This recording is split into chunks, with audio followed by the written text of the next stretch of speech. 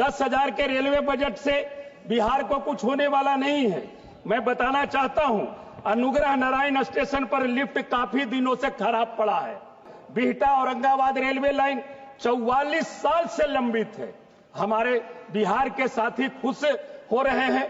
आप कहते हैं स्टेशन हम सौंदर्यीकरण कर रहे हैं। यह किस तरह का सौंदर्यीकरण है? जो पहले से बना हुआ है, खराब है, उसकी मरम्मत बरसों बरसों तक के आप नहीं कर पा रहे हैं। 2.5 लाख सुरक्षा केंद्रित पद खाली पड़े हैं, जबकि लालू जी के कार्यकाल में रेल कर्मचारियों के वेतन और भत्तों में देरी नहीं होती थी। 2015 के विधानसभा के चुनाव में माननीय प्रधानमंत्री जी इस परियोजना की घोषणा भी किए थे महोदय। माननीय श्री अभय कुमार सिन्हा जी।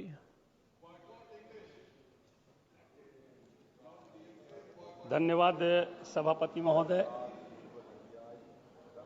महोदय, रेलवे आम आवाम के लिए आवागमन का सबसे सुलभ यात्रा माना जाता था, लेकिन महोदय आज के दिन में सबसे दुर्लभ यात्रा माना जा रहा है।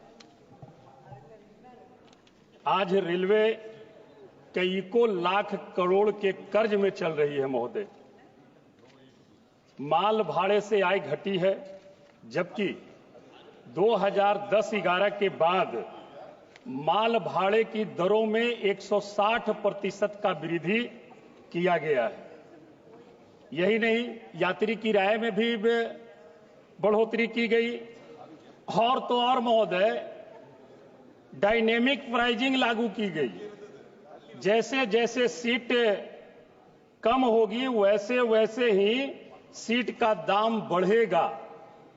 महोदय, गरीब आदमी की मजबूरी का फायदा कैसे उठाया जाता है, ये इस सरकार से सीखी जा सकती है।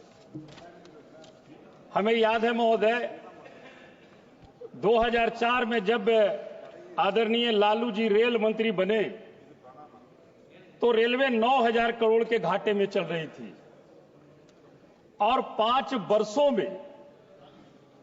वर्षों में बिना किराया बढ़ाए गरीबों के लिए गरीब रथ चलाते हुए भी 90,000 करोड़ के फायदे तक पहुंचाया था महोदय, रेलवे में आज गड़बड़ी कहां हो रही है, ये गंभीरतापूर्वक देखने की जरूरत है महोदय। यही नहीं महोदय, लालू जी के रेलवे की सफल रणनीति को समझने के लिए IIM अहमदाबाद, हार्वर्ड और बॉस्टन यूनिवर्सिटी जैसे संस्थानों ने मैनेजमेंट लेक्चर के लिए उन्हें आमंत्रित किया और जाकर के उन्होंने लेक्चर दिया। हम विशेष नहीं कुछ कहना चाहते हैं महोदय। 2022-23 में 27 बड़ी रेल दुर्घटनाएं हुई। 27 10 वर्षों में कवच सुरक्षा प्रणाली अब तक 1465 किलोमीटर ट्रैक पर ही लागू हो पाई है, जो भारतीय रेलवे नेटवर्क का 2% है। रेलवे की अधिकतर परियोजनाएं विलंब से चल रही है महोदय।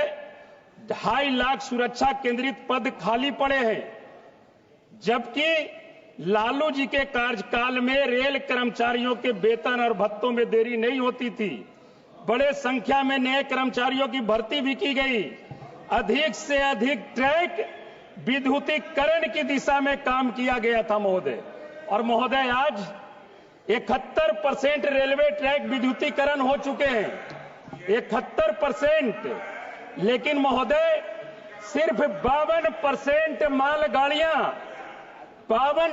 मालगाड़ियां और 45% यात्री गाड़ियां ही इन ट्रैकों का उपयोग कर रही है।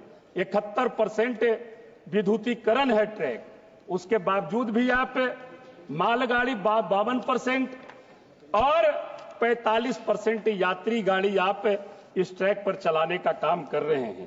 हम 1-2 बातों का ध्यान आकृष्ट कराना चाहते हैं महोदय आपके माध्यम से।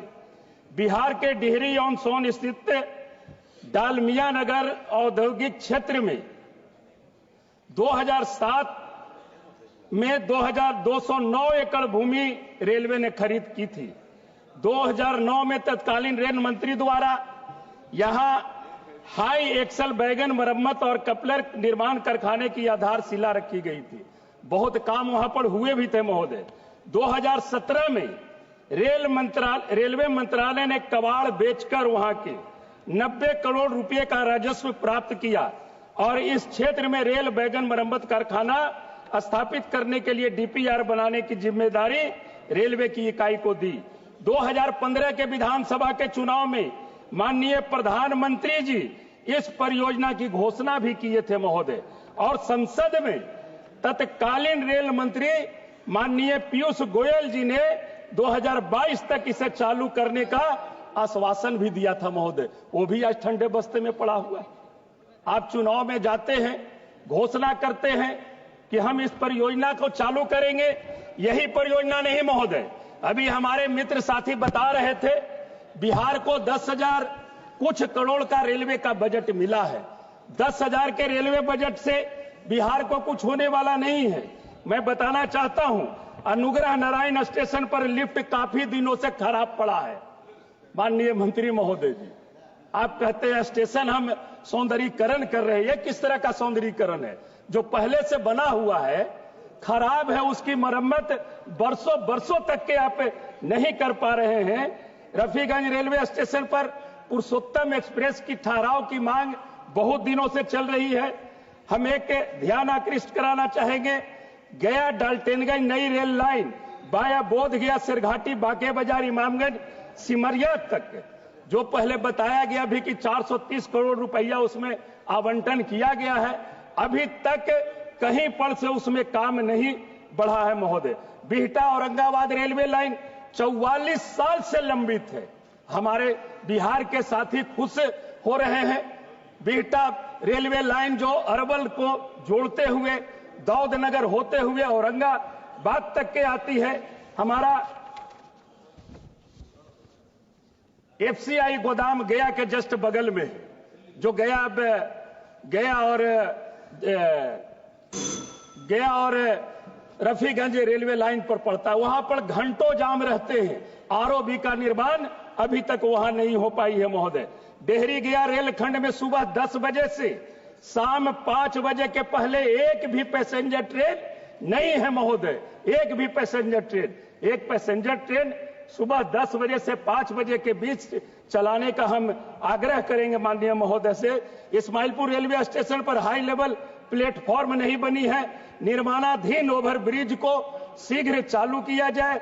गेट नंबर 14 को एलएचएस अंडरपास की जगह आरओबी में बदला जाए, क्योंकि इस गेट से एक मिनट क्षेत्र की समस्या की बात आ रही है महोदय। इस गेट से 50 से 70 गांव जुड़े हुए हैं। इस स्टेशन पर दून एक्सप्रेस का ठहराव हो। कस्टा रेलवे स्टेशन पर प्लेटफॉर्म की आप ऊंचाई कीजिए। प्लेटफॉर्म ऊंचाई नहीं रहने से अनेकों प्रकार की घटनाएं घटती रहती है महोदय। खेसर रेलवे स्टेशन पर टिकट काउंटर अभी तक आपका नहीं हुआ है।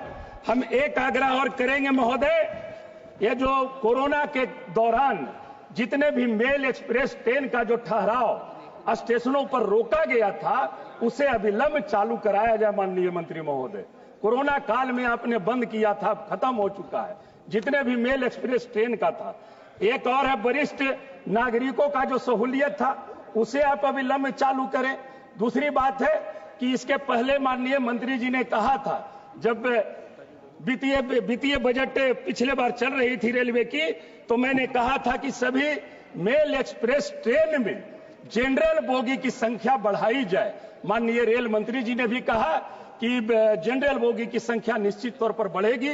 अभी तक के उस पर किसी प्रकार का कोई कार्रवाई नहीं हुआ है महोदय। किसी भी मेल एक्सप्रेस ट्रेन में जनरल बोगी नहीं बढ़ाई गई है। आज भी हमारे जनरल जो पैसेंजर जो हैं वो धक्का मुक्की कर करके 24 घंटा